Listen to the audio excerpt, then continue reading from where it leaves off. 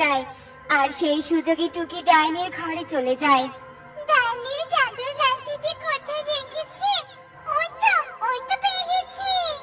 এরপর টুকি জাদুর লাঠিটা হাতে নিয়ে ভেঙে ফেলে, আর সাথে সাথে ডাইনির শরীর থেকে ধোঁয়া বের হতে থাকে। আমার শরীর থেকে ধোঁয়া বের হচ্ছে কেন? তার মানে আমার ঘরে ঢুকে কেউ জাদুর লাঠিটা ভেঙে ফেলেছে। না না না, হতে পারে না। এসব বলতে বলতে ডাইনি সেখানে ধ্বংস হয়ে যায়, আর টুনি ও টুকি সেখান থেকে তাড়াতাড়ি বাড়িতে চলে আসে। তোমরা এসেছো, আমি মুক্ত হয়ে গেছি। তোমাদের অনেক ধন্যবাদ। আজ তোমাদের জন্যই আমি মুক্তি পেলাম। এই নাও 2 হাড়ি স্বর্ণ মুদ্রা, এগুলো বিক্রি করলে তোমাদের অভাব কেটে যাবে। পরি, তোমাকে অনেক ধন্যবাদ আমাকে সাহায্য করার জন্য। এখন আমরা দুবেলা দুমুঠো খাবার পেট ভরে খেতে পারবো, আর আমার মেয়েকেও পড়াশোনা করাতে পারবো। তোমরা ভালো থেকো, আমি এবার আমাদের রাজ্যে চলে যাব। মা টুকি, তুই স্কুলের হোমওয়ার্ক গুলো কর, আমি স্বর্ণ মুদ্রাগুলো বিক্রি করে খাবার নিয়ে আসছি। আর বাকি টাকা দিয়ে জমি কিনে ফসল চাষ করব, তাহলে আমাদের আর অভাব থাকবে না। আচ্ছা ঠিক আছে মা। এরপর টনি স্বর্ণ মুদ্রাগুলো নিয়ে বাজারের দিকে যেতে থাকে, আর পথে ইগলের সাথে দেখা হয়ে যায়। কি রে টুনি, কাজে না এসে কোথায় যাচ্ছিস? আর তোর হাড়িতে কি আছে রে? আমার হাড়িতে স্বর্ণ মুদ্রা আছে, আর শোনো, তোমার জমিতে আমি কখনো কাজ করতে যাব না। স্বর্ণ মুদ্রা আবার কোথা থেকে চুরি করে নিয়ে আসলি? আমরা গরিব হতে পারি, কিন্তু অন্যের জিনিস চুরি করি না। তোমার মতো অন্যকে ঠকাই না। তুমি মালিক হয়ে আমার কাজে টাকা পর্যন্ত দাওনি, আর পরি আমাকে স্বর্ণ মুদ্রা দিয়ে সাহায্য করেছে। তোমার মতো খারাপ মালিকের কাজ করলে কখনো দুবেলা দুমুঠো খাবার খেতে পারতাম না। টুনি, আমাকে এসব বলে অপমান করিস না। আমি আসলে তোর সাথে অন্যায় করেছি, আমাকে ক্ষমা করে দে টুনি। আর কখনো এমন অন্যায় কারোর সাথেই করব না। আর তোর পারিশ্রমিক আমি দিয়ে দেব। কোনো পারিশ্রমিক দিতে হবে না, আর আমি তোমাকে ক্ষমাও করে দিয়েছি। এসব বলে টনি সেখান থেকে চলে যায়। দেখলে তো বন্ধুরা, সৎ পাখিদের পাশে কেউ না থাকলে সৃষ্টিকর্তা ঠিক থাকেন। তিনি কোনো না কোনো ভাবে সৎ পাখিদের সাহায্য করেন। টোনা তার পরিবার নিয়ে বড়ই অসহায় হয়ে পড়েছে। ঘরে খাবার নেই, তার উপর তার ছোট্ট মেয়ে টুকি 2 দিন থেকে অসুস্থ। তারা এতই অভাবী যে মেয়েটার চিকিৎসা পর্যন্ত করাতে পারছিল না। আরে টোনা, এভাবে চললি কোথায়? ঘরে বড় অভাব রে, তারপর মেয়েটাও অসুস্থ, কাজকর্ম সেভাবে নেই। তাই মোড়লের কাছে যাচ্ছি, যদি তিনি একটা কাজের ব্যবস্থা করে দিতে পারে। দেখ টোনা, সততার ফলস্বরূপ তুই কি পেলি? একসাথে দুজন ব্যবসা করছিলাম, আজ আমাকে দেখ, নতুন অটো কিনেছি, বাড়ি করেছি, ব্যবসাটাও বড় করেছি। আর তুই সততার সাথে সৎ পথে চলে কি পেলি? হ্যাঁ, অভাব ছাড়া তো তোর কপালে কিছুই জোটেনি। অভাব থাকলেও আমি শান্তিতে রয়েছি। আর তুই দেখে নিস, সৃষ্টিকর্তা একদিন না একদিন আমার সততার পুরস্কার ঠিক দেবে। তুই সে আশায় বসে থাক। এই বলে কালু তার অটো নিয়ে চলে যায়। মোড়ল মশাই, অনেক বিপদে পড়ে আপনার কাছে এসেছি। আমার মেয়েটা খুব অসুস্থ, ঘরে তেমন কোনো খাবারও নেই। দয়া করে আমাকে একটা কাজ দিবেন। এই মুহূর্তে তো আমার কাছে কোনো কাজ নেই, তবে তোকে কি কাজ দেই? যে কোনো কাজ হলেই হলো। আমাকে ফিরিয়ে দিবেন না মোড়ল মশাই, ফিরিয়ে দিবেন না। আমার মেয়েটা 2 দিন থেকে অসুস্থ, ঘরে কোনো খাবার নেই। অনেক আশা নিয়ে আপনার কাছে এসেছি।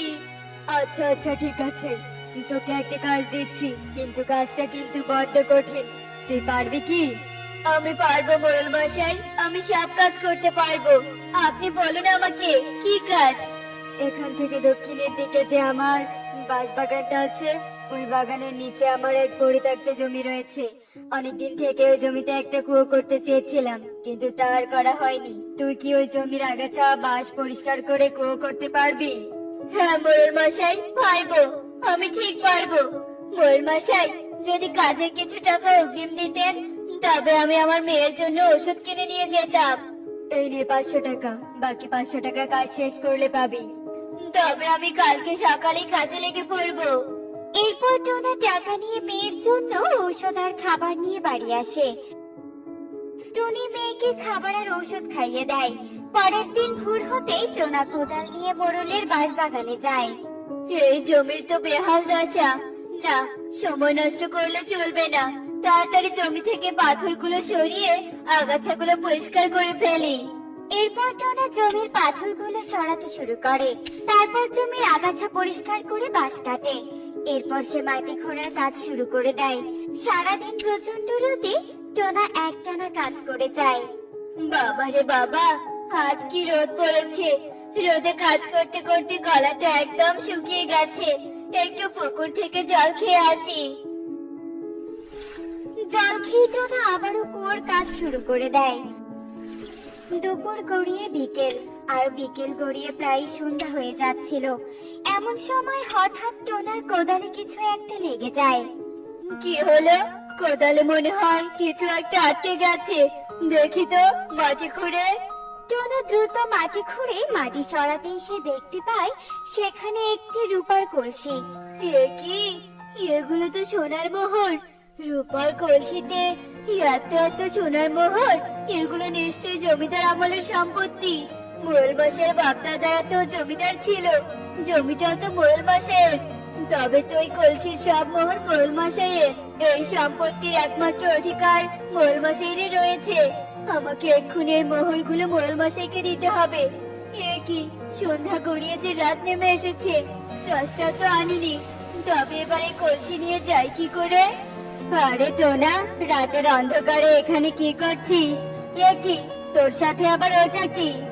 এরপর টোনা সরল মনে কালুকে সব কথা খুলে বলে।